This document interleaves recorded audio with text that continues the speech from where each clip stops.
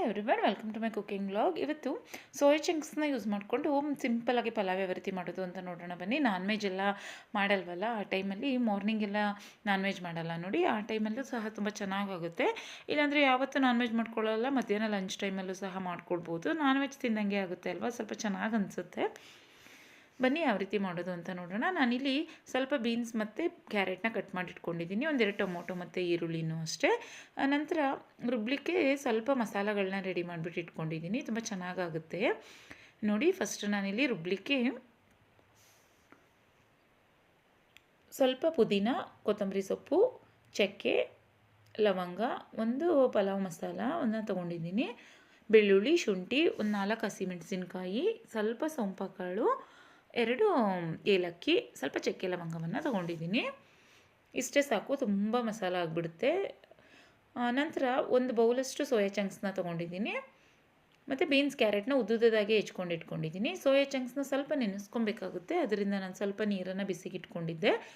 ಈಗ ನೋಡಿ, ಬಿಸಿ ನೀರನ್ನು ಸೋಯಾ ಚಂಕ್ಸ್ಗೆ ಹಾಕಿ 1 ನಿಮಿಷ ನೆನೆಸ್ಕೊಂಡ್ರೆ ಸಾಕು, ತುಂಬ ನೆನೆಸೋದು ಬೇಡ. ಇದು ತುಂಬ ಸಾಫ್ಟ್ ಆಗಿಬಿಡುತ್ತೆ, ಪಲಾವಲ್ಲಿ ಬೆಂದೋಗ್ಬಿಡುತ್ತೆ ತುಂಬ. ನಂತರ ನೋಡಿ, ಒಂದು ಮಸಾಲವನ್ನು ರುಬ್ಕೊಳ್ಳಿಕ್ಕೆ ಮಿಕ್ಸಿ ಜಾರ್ಗೆ ಬೆಳ್ಳುಳ್ಳಿ, ಶುಂಠಿ, ಹಸಿಮೆಣಸಿನ್ಕಾಯಿ, ಸ್ವಲ್ಪ ಸೊಂಪಕಾಳು, 2 ಏಲಕ್ಕಿ, ಚಕ್ಕೆ ಮತ್ತು ಲವಂಗ, ಅರ್ಧ ಕಟ್ಟಷ್ಟು ಕೊತ್ತಂಬರಿ ಸೊಪ್ಪು, ಅರ್ಧ ಕಟ್ಟಷ್ಟು ಪುದೀನ ಸೊಪ್ಪು. ನಾನಿಲ್ಲೇ ಇದು ಮಸಾಲನೇ ಜಾಸ್ತಿ ಆಗುತ್ತೆ, ಅದರಿಂದ ಬೇರೆ ಏನೇನೂ ಆಗ್ತಾಯಿಲ್ಲ ಇದಕ್ಕೆ. ಇದು ಅನಾನಸು, ಮರಾಠಿ ಮೊಗ್ಗು ಅದೆಲ್ಲ ಬೇಕು ಅಂದರೆ ಹಾಕ್ಕೊಳ್ಳಿ. ನಂತರ ಅರ್ಧ ಸ್ಪೂನಷ್ಟು ಅರಿಶಿನವನ್ನು ಹಾಕ್ಕೊಂಡು ನೋಡಿ ಸಣ್ಣದಾಗಿ ಪೇಸ್ಟ್ ಮಾಡಿದ್ದೀನಿ.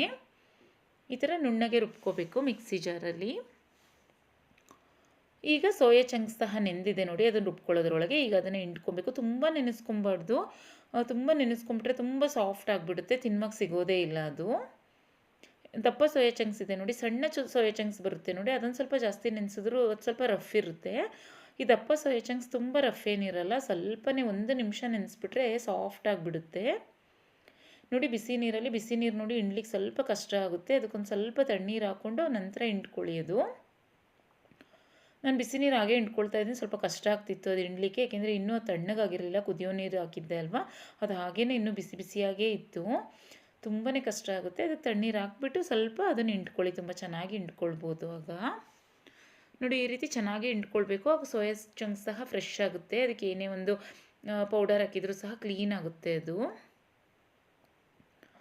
ನೋಡಿ. ಈ ರೀತಿ ಆಗಿರುತ್ತೆ, ಚೆನ್ನಾಗಾಗುತ್ತೆ ಪಲಾವ್ ಇದು. ನಂತರ ನೋಡಿ, ಇಲ್ಲಿ ನಾನು 1.5 ಗ್ಲಾಸಷ್ಟು ಅಕ್ಕಿಯನ್ನು ತೊಗೋತಾ ಇದ್ದೀನಿ. ನಿಮಗೆ ಎಷ್ಟು ಕ್ವಾಂಟಿಟಿಯಲ್ಲಿ ಅಕ್ಕಿ ಬೇಕೋ ಅಷ್ಟನ್ನು ವಾಶ್ ಮಾಡಿಟ್ಕೊಳ್ಳಿ. ಒಂದು 10 ನಿಮಿಷ ಅಕ್ಕಿ ನೆನೆಯಲಿಕ್ಕೆ ಅಂತ ಈಗ ಅದನ್ನು ವಾಶ್ ಮಾಡಿ ಇಟ್ಕೋತಾ ಇದ್ದೀನಿ. ಮುಂಚೆನೇ ಸಹ ವಾಶ್ ಮಾಡು ಸಹ ಇಟ್ಕೊಳ್ಬೋದು, ಈಗ ವಾಶ್ ಮಾಡಿಕೊಂಡ್ರೂ ನಡೆಯುತ್ತೆ, ಅದು ಒಂದು 10 ನಿಮಿಷ ನೆಂದರೆ ಸಾಕಾಗುತ್ತೆ ನೋಡಿ. ಈಗ ಪಲಾವ್ನ ಮಾಡ್ಕೊಳ್ಳಿಕ್ಕೆ ಒಂದು ಕುಕ್ಕರ್ಗೆ ಒಂದು ಅರ್ಧ ಬೌಲಷ್ಟು ಎಣ್ಣೆಯನ್ನು ಹಾಕೋತಾ ಇದ್ದೀನಿ, ಒಂದು 2 ಸ್ಪೂನಷ್ಟು ತುಪ್ಪವನ್ನು ಹಾಕ್ಕೊಳ್ಳಿ, ಚೆನ್ನಾಗಾಗುತ್ತೆ. 1 ಸ್ಪೂನಷ್ಟು ಸಾಸಿವೆ, 2 ಈರುಳ್ಳಿಯನ್ನು ಉದ್ದುದಾಗಿ ಹೆಚ್ಚಿಬಿಟ್ಟು ಸೇರಿಸಿದ್ದೀನಿ. ಈಗ ಈರುಳ್ಳಿ ಚೆನ್ನಾಗಿ ಫ್ರೈ ಆಗಬೇಕು, ಒಂದು ಸ್ವಲ್ಪ ಕರಿಬೇವಿನ ಸೊಪ್ಪನ್ನು ಸೇರಿಸ್ಕೊತಾ ಇದ್ದೀನಿ. ಈಗ ಈರುಳ್ಳಿ ಸ್ವಲ್ಪ ಚೆನ್ನಾಗಿ ಫ್ರೈ ಆಗಬೇಕು, ಅಲ್ಲಿ ತನಕ ಅದನ್ನು ಚೆನ್ನಾಗಿ ಫ್ರೈ ಮಾಡ್ಕೋಬೇಕಾಗುತ್ತೆ.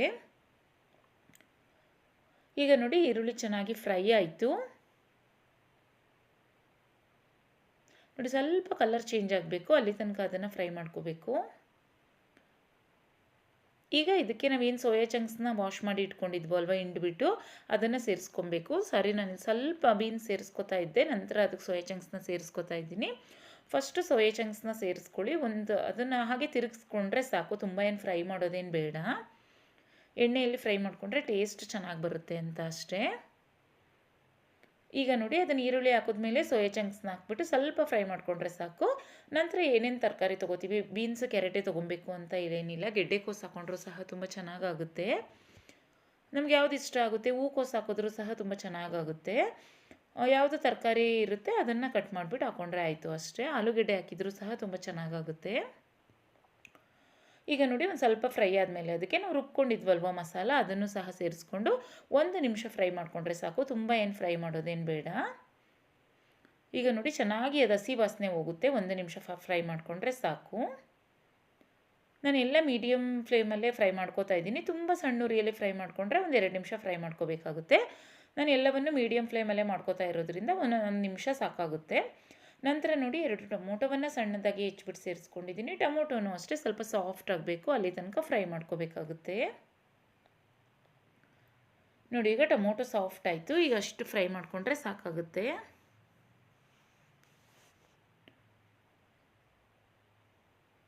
ನೋಡಿ ಈಗ ಎಲ್ಲ ಚೆನ್ನಾಗಿ ಫ್ರೈ ಮಾಡ್ಕೊಳ್ಬೇಕು. ಈಗ ಇದಕ್ಕೆ ನಾನು 1 ಸ್ಪೂನಷ್ಟು ಉಪ್ಪನ್ನು ಸಹ ಸೇರಿಸ್ಕೊಂಡಿದ್ದೀನಿ. ಕ್ಲಿಪ್ಪಿಂಗ್ ಮಿಸ್ ಆಗಿದೆ. 1 ಸ್ಪೂನಷ್ಟು ಉಪ್ಪನ್ನು ಸಹ ಈ ಟೈಮಲ್ಲೇ ಸೇರಿಸ್ಕೊಳ್ಳಿ, ಏಕೆಂದರೆ ಸೋಯಾ ಚಂಕ್ಸ್ ಚೆನ್ನಾಗಿ ಖಾರ ಉಪ್ಪು ಎಲ್ಲ ಎಳ್ಕೊಳ್ಳುತ್ತೆ. ಅದರಿಂದ ರುಚಿಗೆ ತಕ್ಕಷ್ಟು ಈಗಲೇ ಉಪ್ಪನ್ನು ಸೇರಿಸ್ಕೊಂಡ್ರೂ ಆಗುತ್ತೆ. ಇದು 2 ಸ್ಪೂನಷ್ಟು ಉಪ್ಪು ಹಿಡಿಯುತ್ತೆ. ನಾನೀಗ 1 ಸ್ಪೂನಷ್ಟು ಸೇರಿಸ್ಕೊಂಡಿದ್ದೀನಿ, ನಂತರ 1 ಸ್ಪೂನಷ್ಟು ಸೇರಿಸ್ಕೊತೀನಿ. ನೋಡಿ ಈಗ ಚೆನ್ನಾಗಿ ಫ್ರೈ ಆಗಿದೆ. ಈಗ ಇದಕ್ಕೆ 1 ಸ್ಪೂನಷ್ಟು ನಾನು ಬಿರಿಯಾನಿ ಮಸಾಲವನ್ನು ಸಹ ಸೇರಿಸ್ಕೊತಾ ಇದ್ದೀನಿ. ಬಿರಿಯಾನಿ ಮಸಾಲವನ್ನು ಹಾಕ್ಬಿಟ್ಟು ಅಷ್ಟೇ ಚೆನ್ನಾಗಿ ಅದನ್ನು ಫ್ರೈ ಮಾಡ್ಕೊಳ್ಳಿ. ಈಗ ಇದಕ್ಕೆ ವಾಶ್ ಮಾಡ್ಕೊಂಡು ಇಟ್ಕೊಂಡಿದ್ವಲ್ವ 1.5 ಗ್ಲಾಸಷ್ಟು ನಾನಿಲ್ಲಿ ಅಕ್ಕಿಯನ್ನು ವಾಶ್ ಮಾಡಿ ಇಟ್ಕೊಂಡಿದ್ದೆ, ಅದನ್ನು ಸಹ ಸೇರಿಸ್ಕೊತಾ ಇದ್ದೀನಿ. ಈಗ ಅಕ್ಕಿಯನ್ನು ಸೇರಿಸಿದ ಮೇಲೂ ಅಷ್ಟೇ ಅದನ್ನು ಚೆನ್ನಾಗಿ ತಿರುಗಿಸ್ಕೊಬೇಕು. ಸ್ವಲ್ಪ ಫ್ರೈ ಮಾಡಿಕೊಂಡ್ರೆ ಸಾಕು, ತುಂಬ ಏನು ಫ್ರೈ ಮಾಡೋದೇನು ಬೇಡ. ನಾವೇನೇನು ಹಾಕ್ತಾ ಹೋಗ್ತೀವಿ ನೋಡಿ, ಎಲ್ಲವನ್ನೂ ಒಂದೊಂದು ನಿಮಿಷ ಫ್ರೈ ಮಾಡಿಕೊಂಡ್ರೆ ಪಲಾವ್ ತುಂಬ ಚೆನ್ನಾಗಾಗುತ್ತೆ. ಇದು ಕುಕ್ಕರ್ ಸ್ವಲ್ಪ ಚಿಕ್ಕದಾಯಿತು. ಕುಕ್ಕರ್ ಸ್ವಲ್ಪ ದೊಡ್ಡ ಕುಕ್ಕರಲ್ಲಿ ಮಾಡಿಕೊಂಡ್ರೆ ತುಂಬ ಚೆನ್ನಾಗಾಗುತ್ತೆ.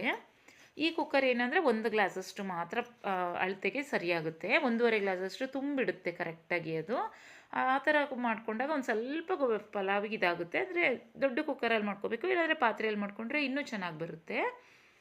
ನಾನು ಇದೇ ಕುಕ್ಕರಲ್ಲಿ ಮತ್ತೆ ಚೇಂಜ್ ಮಾಡಲಿಕ್ಕೆ ಹೋಗಲಿಲ್ಲ, ಇದೇ ಕುಕ್ಕರಲ್ಲಿ ಮಾಡ್ಕೋತಾ ಇದ್ದೀನಿ. ಇಷ್ಟು ಕ್ವಾಂಟಿಟಿಯಲ್ಲಿ ಮಾಡ್ಕೊಳ್ಳೋರು ಒಂದು ಸ್ವಲ್ಪ ದೊಡ್ಡ ಕುಕ್ಕರಲ್ಲಿ ಮಾಡ್ಕೊಳ್ಳಿ, ಪಲಾವು ಸಹ ತುಂಬ ಚೆನ್ನಾಗಾಗುತ್ತೆ. ಈಗ ನೋಡಿ ನಾನು ಇದಕ್ಕೆ 3 ಗ್ಲಾಸಷ್ಟು ನೀರನ್ನು ಸೇರಿಸಿ ರುಚಿಗೆ ತಕ್ಕಷ್ಟು ಉಪ್ಪನ್ನು ಸೇರಿಸ್ಕೊಂಡಿದ್ದೀನಿ. ಮೇಲೆ 1 ಸ್ಪೂನಷ್ಟು ತುಪ್ಪವನ್ನು ಸಹ ಹಾಕ್ಕೊಳ್ಳಿ, ತುಂಬ ಚೆನ್ನಾಗಾಗುತ್ತೆ. ಈಗ ನೋಡಿ ಇದು ಕುದಿ ಬರುವಾಗ ಉಪ್ಪನ್ನು ಟೇಸ್ಟನ್ನು ನೋಡಿಬಿಟ್ಟು ನೀವು ಟೇಸ್ಟ್ ಪರ್ಫೆಕ್ಟ್ ಆಗಿದ್ದರೆ ಕುಕ್ಕರ್ನ ಲಿಡ್ನ ಮುಚ್ಚಿಬಿಟ್ಟು 2 ವಿಷಲ್ ಕೂಗಿಸ್ಕೊಂಡ್ರೆ ಸಾಕಾಗುತ್ತೆ. ತುಂಬ ವಿಷಲ್ ಕೂಗಿಸ್ಬಿಟ್ರೆ ತುಂಬ ಮೆತ್ತಗಾಗ್ಬಿಡುತ್ತೆ. ನೋಡಿ ಈಗ 2 ವಿಷಲ್ ಕೂಗಿ ಅದು ಆರಿದ ತಕ್ಷಣ ನಾನು ತೆಗಿತಾ ಇದ್ದೀನಿ. ನೋಡಿ ಉದುರಾಗಿ ತುಂಬ ಚೆನ್ನಾಗಿ ಬರುತ್ತೆ. ಮತ್ತು ಅದೇನು ಸೋಯಾ ಚಂಕ್ಸ್ ಇರುತ್ತೆ ನೋಡಿ, ಸೇಮ್ ನಿಮಗೆ ಮಟನ್ ತಿಂದಾಗೆ ಆಗುತ್ತೆ. ಟೇಸ್ಟ್ ಎಲ್ಲ ತುಂಬ ಚೆನ್ನಾಗಿ ಅನಿಸುತ್ತೆ. ಮಟನ್ ಚಿಕನ್ ಕೈಮಾ ಎಲ್ಲ ಬರುತ್ತೆ ನೋಡಿ, ಆ ಥರ ಅದು ಚೆಂದ ಅನಿಸುತ್ತೆ. ಯಾರು ನಾನ್ ವೆಜ್ ತಿನ್ನಬೇಕು ಅನಿಸುತ್ತೆ ಆ ಟೈಮಲ್ಲೆಲ್ಲ ಸೋಯಾ ಚಂಕ್ಸ್ ತಂದಿಟ್ಕೊಂಡು ಈ ಥರ ಪಲಾವ್ ಎಲ್ಲ ಮಾಡಿಕೊಂಡ್ರೆ, ಗ್ರೇವಿ ಮಾಡಿಕೊಂಡ್ರು ಸಹ ಅದರಲ್ಲಿ ತುಂಬ ಚೆನ್ನಾಗಾಗುತ್ತೆ. ನೋಡಿ ಇದು ಯಾವ್ದಾದ್ರು ಫಂಕ್ಷನ್ ಮಾಡ್ತೀವಿ ನೋಡಿ, ಫಂಕ್ಷನ್ ಟೈಮಲ್ಲೂ ಸಹ ಸೋಯಾ ಚಂಕ್ಸ್ದು ಪುಲಾವ್ ಮಾಡಿಕೊಂಡ್ರೆ ಸಹ ತುಂಬ ಚೆನ್ನಾಗಾಗುತ್ತೆ. ಮತ್ತು ಟೇಸ್ಟ್ ವೈಸ್ ಸಹ ತುಂಬ ಚೆನ್ನಾಗಿ ಬರುತ್ತೆ, ನೀಟಾಗಿ ಮಸಾಲೆ ಎಲ್ಲ ಹಾಕ್ಕೊಂಡು ಮಾಡಿಕೊಂಡ್ರೆ. ಮತ್ತು ಇದಕ್ಕೊಂದು ಸ್ವಲ್ಪ ಮೆಣಸು ಹಾಕ್ಕೊಂಡ್ರೂ ಸಹ ತುಂಬ ಚೆನ್ನಾಗಾಗುತ್ತೆ. ನಾನು ಇವತ್ತು ಮೆಣಸು ಹಾಕಿರಲಿಲ್ಲ, ಪೆಪ್ಪರ್ ಬರುತ್ತೆ ನೋಡಿ ಕಾಳು ಮೆಣಸು, ಅದನ್ನು ಹಾಕ್ಕೊಂಡ್ರು, ಅದನ್ನು ಒಂದು 8ರಿಂದ 10 ಹಾಕ್ಕೊಂಡ್ರು ಸಹ ತುಂಬ ಖಾರವಾಗಿ ಪಲಾವು ತುಂಬ ಚೆನ್ನಾಗಾಗುತ್ತೆ. ನೋಡಿ ತುಂಬ ಚೆನ್ನಾಗಾಗಿತ್ತು. ರೆಸಿಪಿ ಇಷ್ಟ ಆದರೆ ನೀವು ಸಹ ಟ್ರೈ ಮಾಡಿ, ಹಾಗೆ ಬೇರೆಯವ್ರಿಗೂ ಸಹ ಶೇರ್ ಮಾಡಿ, ಹಾಗೆ ಚಾನಲ್ನ ಸಬ್ಸ್ಕ್ರೈಬ್ ಮಾಡ್ಕೊಳ್ಳಿ. ಮತ್ತು ಇದನ್ನು ಮಾರ್ನಿಂಗ್ ಇಲ್ಲಾಂದರೆ ಆಫ್ಟರ್ನೂನು ಇಲ್ಲಾಂದರೆ ಡಿನ್ನರ್ಗೂ ಸಹ ಒಂದೊಂದು ಟೈಮಲ್ಲಿ ಮಾಡ್ಕೊಳ್ಬೋದು. ಇಲ್ಲಾಂದರೆ ಯಾವುದೇ ಫಂಕ್ಷನ್ ಆಗುತ್ತೆ ನೋಡಿ, ಹಬ್ಬ ಇಲ್ಲಾಂದರೆ ಯಾರಾದರೂ ಗೆಸ್ಟ್ ಬಂದಾಗಲೂ ಸಹ ತುಂಬ ಚೆನ್ನಾಗಾಗುತ್ತೆ ಈ ರೆಸಿಪಿ. ಇಷ್ಟ ಆದರೆ ನೀವು ಟ್ರೈ ಮಾಡಿ, ಬೇರೆಯವ್ರಿಗೂ ಸಹ ಶೇರ್ ಮಾಡಿ, ಹಾಗೆ ಚಾನಲ್ನ ಸಬ್ಸ್ಕ್ರೈಬ್ ಮಾಡ್ಕೊಳ್ಳಿ. Thanks for watching. ಬಾಯ್.